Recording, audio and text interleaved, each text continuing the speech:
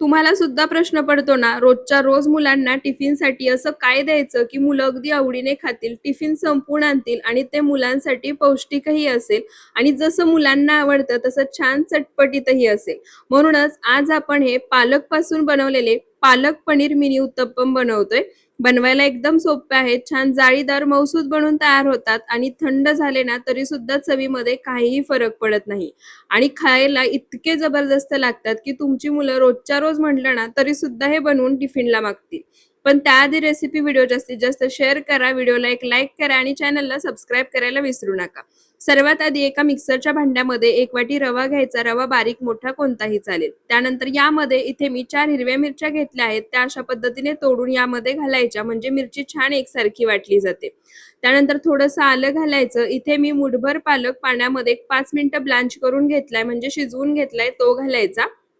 थोडीशी कोथिंबीर घालायची, अर्धी वाटी दही घालायचं, त्याच वाटीने 1 वाटी पाणी घालायचं, चवीनुसार मीठ घालायचं आणि सर्व साहित्य मिक्सरला फिरवून बॅटर तयार करून घ्यायचं.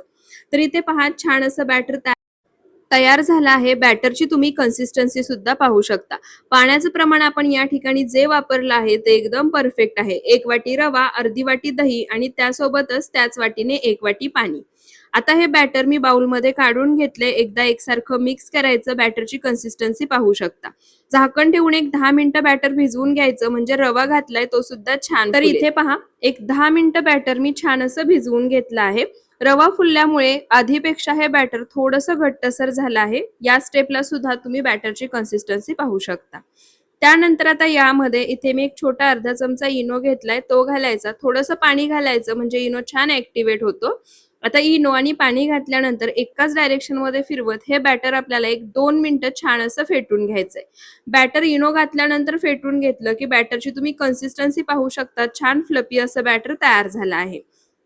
त्यानंतर गॅसवर तवा गरम करायला ठेवायचा. तवा छान कडकडीत गरम झाला की आता तव्याला तेलाने ग्रीस करून घ्यायचं म्हणजे तेल लावून घ्यायचं. तुम्ही या ठिकाणी तेलाऐवजी तुपाचा वापर सुद्धा करू शकता. तव्याला तेल लावून घेतलं की आता जे तयार बॅटर आहे ते एक एक पळी अशा पद्धतीने तव्यावरती सोडायचं.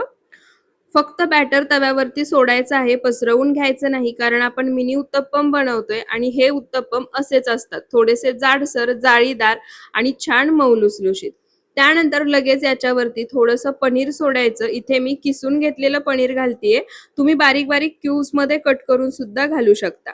पनीर घातल्यानंतर आता याच्यावरतीच थोडेसे बारीक चिरलेले टोमॅटोचे काप घालायचे. तुम्ही या ठिकाणी टोमॅटो सोबतच इतर वेगवेगळ्या भाज्या सुद्धा वापरू शकता. पनीर आणि टोमॅटो घातल्यानंतर चमच्याने जसं मी व्हिडिओमध्ये दाखवते हलकसं प्रेस करून घ्यायचं म्हणजे टोमॅटो आणि पनीर अगदी व्यवस्थित यामध्ये सेट होतं.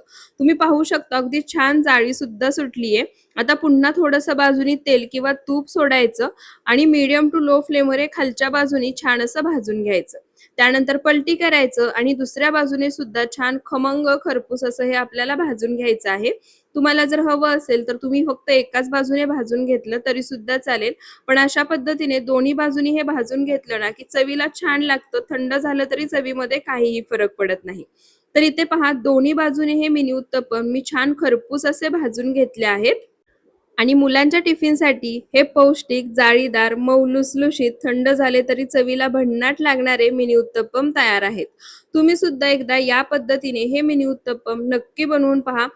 तुमच्या मुलांना इतके आवडतील की तुमची मुलं रोजच्या रोज टिफिनला हेच बनवून मागतील आणि भाज्या कशा मुलांना खाऊ घालायच्या याचं टेन्शन सुद्धा तुमचं दूर होईल.